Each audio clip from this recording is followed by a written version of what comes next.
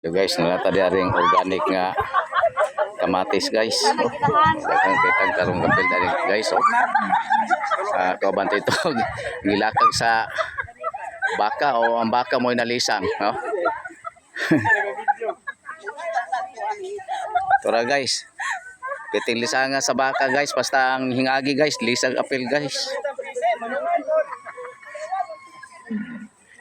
So arita sulod guys sa ato ang organic nga kamatisan, no? So free chemicals.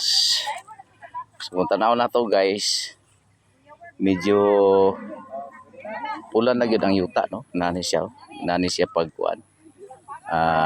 Pag-designs sa yuta, no? Gipinahabok. So kining kamatisa kadaghanan ni siya giharbisan. Dili kaskilid. Siya ang palaya na organic, apoy okra. Ibali mo igi perimeter o mo igi kural, no? Ang okra o ang ampalaya. So siya, no? Daghang kayo. So hapit na ni nag-clearing ang mga kamatis. Di pagkadaghan nagbunga.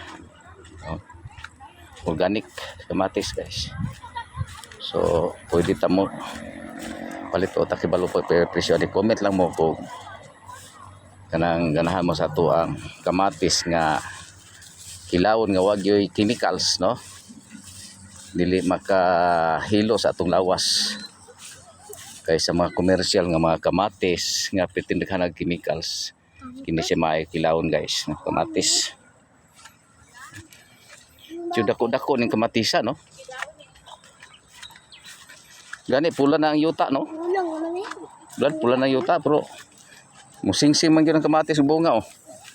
Oh. Pwede ba ni siya i-recycle og tanom gagihapon?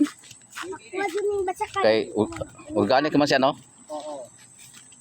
Dako ning gardina mo. Gamay ray 2,000 kapunuan siguro ani. Kanilang isa ka tudling daan burag sublam ning gatos ka kuan. Taring kimba, no? Kaplin. So muna ihamang foundation guys, no?